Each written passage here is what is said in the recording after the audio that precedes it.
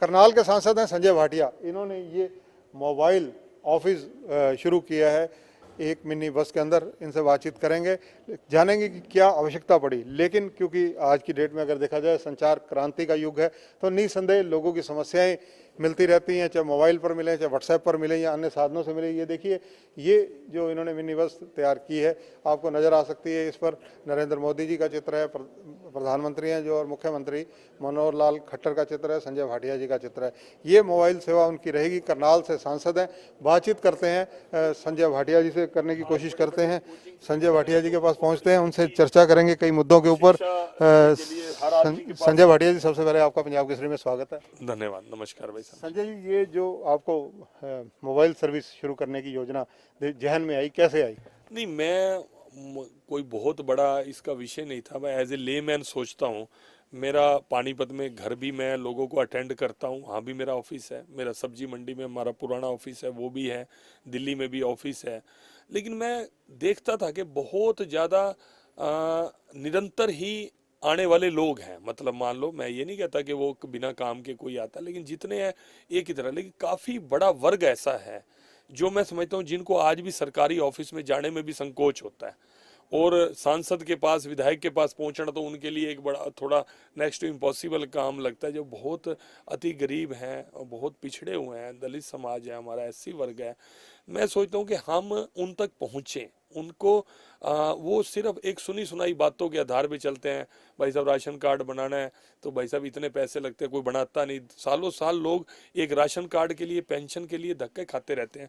मैं सोचता हूँ कि कुछ ऐसा एक प्रयास किया जाए, और ये पहला है। अनेक लोग इसको, मैं समझता हूँ, और इस दिशा में हम आगे बढ़ेंगे कि लोगों को अधिक से अधिक, जबकि एक क्लिक पे सुविधा है, एक उनका ऑनलाइन डिजिटलाइजेशन में आप देखिए हरियाणा को राष्ट्रपति जी का अवार्ड मिला है, लेकिन उन सुविधाओं को हम आम लोग तक पहुंचाएं, ये एक मेरे मन में कल्पना थी। उसके लिए मैंने कल माननीय रात को मुख्यमंत्री जी से बात की। मैं कहा बाबूजी ऐसे ऐसे हो गया, सवेरे आप 10 सवा 10 आ जाओ।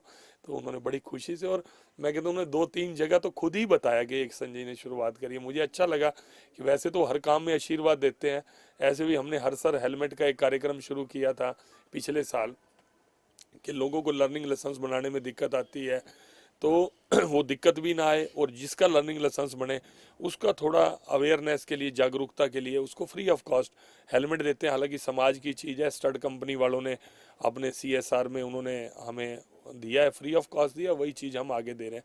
हम तो एक माध्यम है, बाकी समाज की चीज़ है, समाज के काम आए। भाटिया जी, इसमें क्या क्या सुविधाएं रहेंगी और किस तरह से लोगों के काम होंगे? जैसे एक ऑफिस में रहता है, एक लैपटॉप रहेगा, प्रिंटर है जैसे, और ये है सारी चीज़ें ये रहेंगी। और मौके पे किसी को कोई रिकमेंडेशन का लेटर देना है, किसी को कोई रजिस्ट्रेशन करना है, आम है उसमें। किसी को कोई पर्सनल बातचीत करनी है, किसी का कोई दिक्कत है, दुख है, तकलीफ है, अलग से प्राइवेसी भी है, उससे बातचीत भी कर सकते हैं। तो सारी तरह की रहेगी भाई साहब। मोबाइल सर्विस जो आपने प्रारंभ की, इसका निसंदेह के क्षेत्र तो करनाल लोकसभा ही रहेगा, 9 विधानसभा उसमें वो रहेंगी। लेकिन वर्किंग टाइम क्या रहेगा डे में? नहीं, ऐसा कोई वर्किंग टाइम नहीं है। मतलब जो अब गाड़ी है वो तो परमानेंट ही अपने पास है, और ड्राइवर है, स्टाफ है, वो तो परमानेंट हमारे पास है। तो ऑन डिमांड भी रहेगा। अगर किसी को लगता है कि यहाँ पे ये दिक्कत आ रही है तो उस समस्या का निराकरण करेंगे। ऑन कॉल भी हो जाएगा, वहाँ पे भी चले जाएंगे। बाकी मैं जैसे फील्ड में रहूँगा तो मेरे साथ भी रहेंगी। तो आपको ज़्यादातर मतलब लोकसभा के क्षेत्र में देखा जाए तो बेसिक समस्याएं अभी तक लोगों की कौन कौन सी अहम नजर आई? देखो, मैं समझता हूँ कि समस्याएं तो बहुत ज़्यादा हैं। मैं जहाँ भी देखता हूँ दिक्कत आती है। लोग आज भी 200-400 लॉकडाउन के टाइम भी, हालांकि मेरी इस मामले में आलोचना भी हुई कि कोरोना संक्रमण काल में भी संजय जी 500-500, हज़ार की भीड़ में बैठे हैं। मुझे लगा, वैसे तो सैद्धांतिक रूप से गलत भी था, लेकिन मुझे लगा यार लोग इस समय में भी इतनी दिक्कत में आ रहे हैं तो समस्याएं तो बहुत ज़्यादा हैं। कोशिश करते हैं। कुछ तो पर्सनल फेवर के लोग भी आते हैं, आज उनकी ट्रांसफ़र है, आज उनकी पोस्टिंग है, आज वो सारा है। लेकिन उसके अलावा भी बहुत अनेक लोग हैं जिनको जो मूलभूत सुविधाओं से भी वंचित हैं आज की डेट में। हालांकि राष्ट्रपति जी ने अवार्ड दिया डिजिटलाइजेशन का हरियाणा सरकार को, लेकिन हम हर आदमी तक पहुंच पाए ऐसा दावा मैं समझता हूं कोई कर नहीं सकता। तो प्रयास है अधिक से अधिक लोगों तक पहुंचे। एक सोच है, जैसे जैसे इसको भी अमेंड करना पड़ेगा और सुविधाएं बढ़ानी पड़ेंगी, इसको बढ़ाते रहेंगे। ये कोई अभी मेरा ट्रायल्ड तो है नहीं, एक्सपेरिमेंटल है, इसको देखते हैं कहाँ तक। संजय जी, कृषि कानूनों की बात की जाए तो कृषि कानूनों पर पेच कहीं ना कहीं अभी भी फंसा हुआ है, आंदोलन लगातार जारी है। इसमें जो विपक्ष है उस पर लगातार सत्ता पक्ष आरोप लगाता रहा है कि कांग्रेस हो या दूसरे दल राजनीति कर रहे हैं। आपका क्या कहना है? देखो, विपक्ष ने हमेशा भ्रमित करने का काम किया है। मैं तो एक छोटा सा उदाहरण देना चाहूँगा। जब सिटीजन अमेंडमेंट एक्ट पास हुआ, एक छोटा सा एग्जांपल है कि इन विपक्ष ने ये भ्रामक प्रचार किया कि ये मुसलमानों को इस देश से बाहर निकाल देंगे। आज मैं थोड़ा बैकग्राउंड में जाना चाहता हूँ, मैं पूछना चाहता हूँ कि सिटीजन अमेंडमेंट एक्ट लागू होने के बाद एक मुस्लिम बंधु का नाम बताएं जिसको इस देश को छोड़ के जाना पड़ा हो। ये एक भ्रामक प्रचार है, उनका काम है, वो करेंगे। वो तो हर अच्छे काम में उनका चश्मा ऐसा है, वो उस बुराई को ढूंढेंगे। लेकिन कई बार हमारे साथी, हमारे भाई किसान बड़े भोले भाले हैं, सरल हैं, विश्वास करने वाले हैं। मैं अनेकों बार मंच के ऊपर ओपन में, मैंने कोई ऐसा नहीं कि मैं टीवी के सामने बोल रहा हूँ, मैं फील्ड में रहा। मैं कुछ आप जम्मू कश्मीर में चुनाव प्रचार के मेरे वीडियोस देखो, मैंने खुल के चर्चा करी है कृषि कानूनों पे। अभी सोनीपत का चुनाव था, अगर आप मेरे उसमें सोशल मीडिया में जाकर मेरे वीडियो देखो, मैंने कोई हाइड नहीं किया। मैंने उस किसान परिवारों के बच्चे, किसान परिवार बैठे थे सामने, उनके अंदर वोट मांगने के साथ साथ इनके ऊपर भी चर्चा करी। मैंने कहा कि ये तो एक एक्स्ट्रा फैसिलिटी है, एक्स्ट्रा बोनस है। हमें लगता है कि एमएसपी से बाहर जाके हमारे को 10 रुपए किसी चीज़ के फालतू मिल रहे हैं, तो मुझे वो अधिकार होना चाहिए, और ये कृषि कानून उस बात का अधिकार देते हैं। मेरी ज़मीन अगर 50,000 रुपए के ठेके पे, एक रूटीन में जो ठेका चलता है एकड़ का, अगर उससे ज़्यादा ठेका देने वाला कोई व्यक्ति थर्ड पार्टी आती है, तो मुझे उसमें क्या दिक्कत होनी चाहिए? मेरी अपनी चॉइस है। मेरे फादर 86 ईयर ओल्ड है, आप जानते हो शेखर जी, आप मेरे पुराने मित्र हो। मेरे फादर 86 ईयर ओल्ड होने के बावजूद भी आज अपने हाथ से खेती करते हैं। हमारा सब्जी का खेती है। तो आज भी हमें लगता है जब मंडी में हमारा रेट नहीं होता, हम ट्रैक्टर ट्राली को अपने हिस्सेदार को बोल के बाहर सड़क पे खड़ा होके, मॉडल टाउन के किनारे भी, नहर के किनारे भी खड़े होके हमने सब्जियां बेची हैं, उसमें हमारे को एक्स्ट्रा पैसे मिलते हैं। आज अगर फ़ोन करके पूछ लिया, अभी आज व्यापारी नहीं आया हुआ, आज रेट नहीं मिलने वाला, तो हम बाहर भी बेचते हैं। ये क्या है? सिंपल कानून यही है। इनको मोड़ के तरोड़ के एक आगे की एक शक के जैसे सीए से मुसलमान बाहर चले जाएंगे, ऐसा ही एक भ्रामक वो है जी, ये होने से जमीन हाथ से चली जाएगी। ऐसे कैसे जमीन हाथ से चली जाएगी? कृषि कानूनों पर कैप्टन अमरिंदर सिंह हो या अन्य कांग्रेस के मुख्यमंत्री हो, कांग्रेस के नेता हो, इनका जो व्यवहार है वो कैसा देखते हैं? ऐसे देखो, मैं इनकी बात को क्या कहूँ, इनके माइंड में हर वक्त राजनीति रहती है। एक तरफ आज यही बात वो स्वयं कल तक जो कहते थे, कल तक जो कांग्रेस के मैनिफेस्टो में थी, आज वो लागू हो गई, क्योंकि वो बीजेपी ने लागू कर दी, वो मोदी जी ने कर दी, और ऐसे श्रेष्ठ व्यक्ति ने कर दी जो दुनिया का सर्वश्रेष्ठ नेता है, उन्होंने कर दी। अगर उन्होंने उनका अच्छा सोचने के लिए किया, आज वही चीज उनको बुरी लगने लगी। जो चीज वो स्वयं करना चाहते थे, कर नहीं पाए, और मोदी जी कहते हैं कि मैं उसका श्रेय भी नहीं लेना चाहता, और बार बार कहते हैं मैं नमस्कार करके, प्रणाम करके, झुक कर मैं हर आपके मन की शंका को दूर करना चाहता हूँ। रेगुलर मीटिंग्स चल रही हैं, सारा कुछ चल रहा है। आज तो मैं समझता हूँ मीडिया और देश के सामने सारी चीज़ें क्लियर आ चुकी हैं। आज आपको पता है कि ये आंदोलन किस दिशा की ओर बढ़ रहा है। आपने देख लिया जो मूल मुद्दा किसानों का है, किसान भी आज इसमें, मैं कहता हूँ ईमानदारी से एक सर्वे कराई है, कृषि कानून के बारे में पूछे भी, इसमें क्या चीज आपसे छीनी गई है, जो आपके पास पहले राइट्स थे कृषि कानूनों में, उसके बाद कुछ ऐड हुआ है या कुछ छीना गया? हर आदमी कहेगा ऐड किया। जब आपसे छीना ही नहीं गया, एज इट इज आप चाहते हैं चलता रहे, एज इट इज तो चल ही रहा है, एज इट इज को तो कोई भी बंद नहीं कर रहा। देखिए, रणदीप हैं, ये कांग्रेस के नेता या भूपेंद्र सिंह हुड्डा या शैलजा, सभी एक सुर में बोल रहे हैं कि ये काले कानून है। सर क्या करें, वो हमारे आइडियल हैं क्या? रणदीप सुरजेवाला जी, शैलजा जी को आइडियल है क्या? क्या उन्होंने कितना भला कर रखा है समाज का, देश का, वो आपके सामने है। ये किसान पुत्र अपने आप को हुड्डा साहब कहते थे, लूट का धंधा था, किसानों की ज़मीन पे सेक्शन 4, 6, 9 लगाकर। ये मैं ऐसे मुंह जुबानी नहीं बोल रहा, ऑन रिकॉर्ड है। किसान के पास धरती है तो वो एक्वायर है।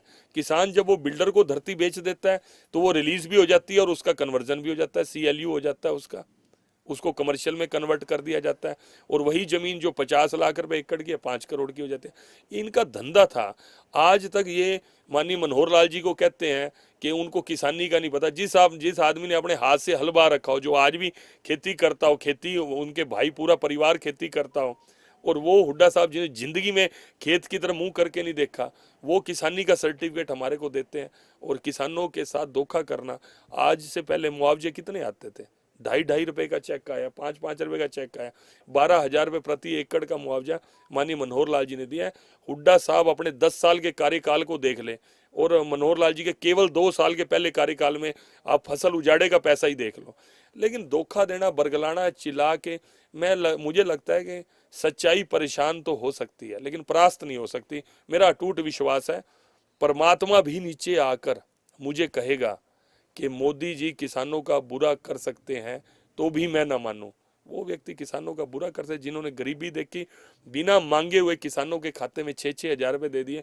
ऐसा है, ये बहुत आज इतना भ्रम पैदा कर दिया। लेकिन मुझे पता है भ्रम के बादल छटेंगे और यही किसान, यही सब हिंदुस्तान के लोग में एक दिन ऐसा आएगा कि मोदी जी की फोटो लगाकर घर में पूजा करेंगे कि ऐसा पुरुष, महापुरुष हमारे देश में देश का प्रधानमंत्री था।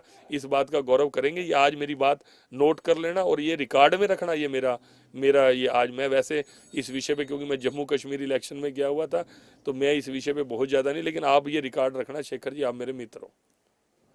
SYL के इशू के ऊपर भी कांग्रेस के यही तेवर है कि अब किसानों के साथ साथ SYL का मुद्दा भी बाहर निकल कर आ रहा है। कह रहे हैं कि बीजेपी इसको भी राजनीति में यूज कर रही है। चलो मैं एक बात कहता हूँ, वो कहते हैं छाछ तो बोले सो बोले, छलनी बोले 900 छेद। जिस कांग्रेस ने राजनीति के अलावा इस 50 साल में देश में कुछ और करा नहीं अपने राज के टाइम में, आज वो हमारे को राजनीति करने के। मैं तो केवल एक सीधा सा सामान्य, हम हरियाणा के लोग हैं, बहुत पंचायती लोग हैं, आपस में बैठ के बड़े से बड़े मसले हंसी खेल में मजाक में भी हल कर लेते हैं। हम तो ये बात कह रहे थे कि मेरे पंजाब के, क्योंकि बार बार पंजाब के हमारे भाई बंद यहाँ आए हुए थे और जो ये कांग्रेस के नेता थे अमरिंदर जी, हुड्डा साहब, क्या पंजाब हमारा बड़ा भाई है, हम छोटे भाई हैं, हम सेवा करेंगे, हम हलवा खिलाएंगे, हम फलाना करेंगे, ये करेंगे। तो हमने भी उनको एक बात कही, बड़ी खुशी की बात है, इसमें तो कोई दो राय नहीं कि पंजाब हमारा बड़ा भाई है और हरियाणा छोटा भाई है।